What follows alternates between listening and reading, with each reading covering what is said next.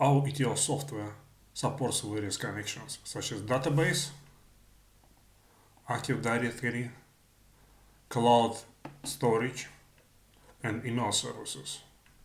To create new connection, select appropriate connection type by clicking the icon, click New, and enter connection name.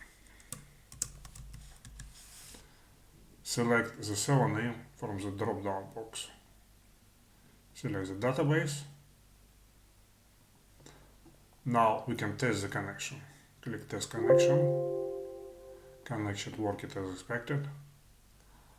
One of the benefits of using our ETL software is ability to show the data within target database, cloud service provider, or even FTP server.